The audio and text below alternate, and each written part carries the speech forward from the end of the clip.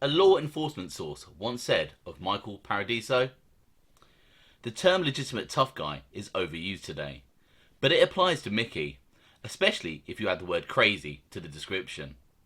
Let's take a quick look at Michael Mickey Boy Paradiso, a man who once punched John Gotti in the face.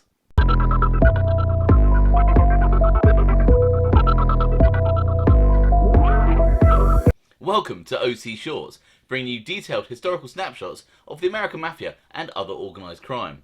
Feel free to subscribe if you like that sort of thing. Today we're going to take a look at some of the highlights of the career of Gambino mobster Michael Mickey Boy Paradiso. After the bizarre 2019 shooting and murder of high-ranking Gambino member Frank Cali, there was a shift in the hierarchy of the famous crime family. Some sources have indicated that whilst Domenico Italian Dom Cefalù remains in the top spot, it is in fact Lorenzo Menino who is elevated to the position of acting boss who has the day-to-day power. And there are many reports that dispute this. And this is ignoring the fact that the recently deceased Peter Gotti was, for a period of time, despite being incarcerated, still official boss. What is known is that aging mobster Michael Mickey Boy Paradiso was elevated to the position of consigliere. Born in 1940, Michael Mickey Boy Paradiso started his criminal career with the Gambino family in the 1960s. He joined the East New York crew run by Carmine Charlie Wagons Fatico and was a close friend of John Gotti. In 1972, Fatico moved his base of operations to Ozone Park, Queens, and set up the Bergen Hunt and Fish Club. Like most of the members of what would become known as the Bergen crew, Paradiso was active in hijacking, extortion, illegal gambling, and drug trafficking. On top of these criminal pursuits, Mickey Boy had earned himself a reputation as a feared killer within the family. At some point in the 1970s, Paradiso and his good friend John Gotti became involved in an altercation and Paradiso punched Gotti in the face. As one law enforcement source put it, "He's the only guy I know who could punch Gotti in the face and not pay the piper." Some believe that this incident happened before both men became made members of the family. Carmine Fatico was sent to prison around 1976, and the following year he was succeeded as captain of the Bergen crew by his protege John Gotti, not long after he'd actually been inducted into the family. In January 1978, Mickey Boy gunned down Frank Morici, who had implicated Paradiso's brother Philip in a robbery. The papers reported that Morici had been stopped in the street by three men, and when he resisted getting into their car, he was shot 4 times with a .38. Interestingly, the press put down Frank Morici's killing as part of Carmine Galante's ongoing war with the Gambino family for control of the drugs trade. Later that year, in 1978, Paradiso was sent to prison for 8 years for hijacking. And by the time Mickey Boy came out in 1986, his long-term friend John Gotti had engineered the killing of Paul Castellano and ascended to the top spot in the family. Upon returning to the streets, Gotti then promoted Paradiso to captain of part of what was left of the Bergen crew in Queens. That same year, after a dispute over the proceeds of a heroin deal, Angelo Ruggiero and Michael Mickey Boy Paradiso conspired to kill Lucchese powerhouse Anthony Casso. Paradiso approached Gambino associates James Hydell and Nicholas Guido to carry out the piece of work. In a well-documented botched hit, Hydell, Guido and an unidentified accomplice pulled up alongside Casso's car and fired numerous shots from a shotgun into his vehicle. Despite being hit twice, Casso survived and set about getting retribution. Using his mafia cops Eppolito and Caracappa, he had Hydell kidnapped and he personally tortured him, shooting him a staggering amount of time in various parts of his body until he gave up information on who ordered the hit. As well as this, tragically, an innocent man who shared the same name as Nicholas Guido was gunned down in an atrocious case of mistaken identity.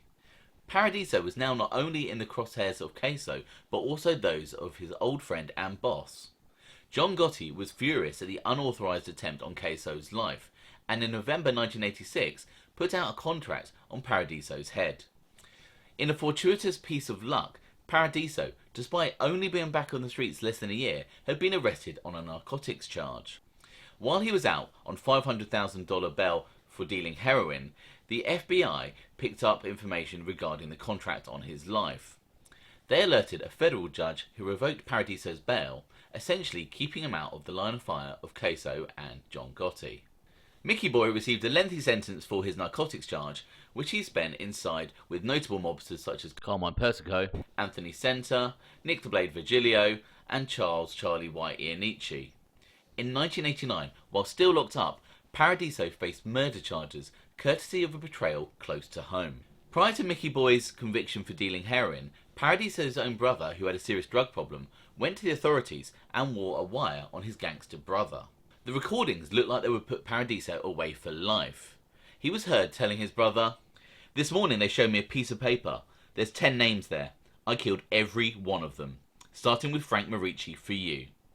Despite the recordings and the testimony of his brother, Mickey Boy was acquitted of all murder charges.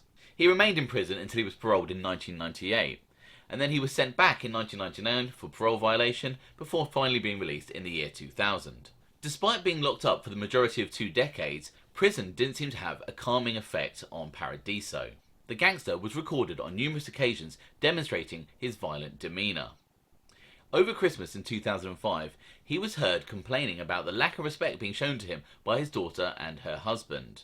"I told her," Paradiso started, "I did 19 years and I had better Christmases, Thanksgivings and any holiday in there than I had here, because every time I'm here, your husband got a fucking attitude that one day I'm going to shoot him in his fucking head, and you're going to make me crazy and I'll end up shooting you too."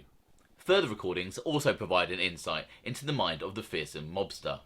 "If I use my hands, I might kill somebody, because I'll kill him, I'll stab him, I'll cut his fucking throat," Paradiso continued to explain. "When I get mad, I'm just a different person. I don't rationalise, and I don't like to get like that. I really don't. Rip his head off." This may well be the case, as a source who has recently met the aging mobster told me that he was a really nice guy. Michael Paradiso's 2019 elevation to the position of consigliere was a surprise to many, due to the fact that his nature was in contrast to the low-key Italian Dom Cefalù and the late Frank Cali. But it is reported that the brash Paradiso is popular with the Sicilian faction of the Gambinos.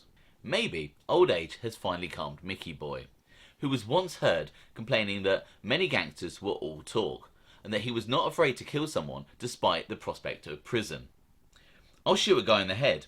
I don't know who else is going to do that. In other words, they won't pull that tough guy shit when the time comes. Me, I'll do what I say. I don't give a fuck if I go to jail for that stupid player." It may seem surprising that a man like Paradiso, with a career going back to the 1960s, has never been convicted of homicide. His lawyer, James DiPietro, claimed that all the recordings were just a man letting off steam. Sources on both sides of the law beg to differ when it comes to Michael Mickey Boy Paradiso. Thanks for watching.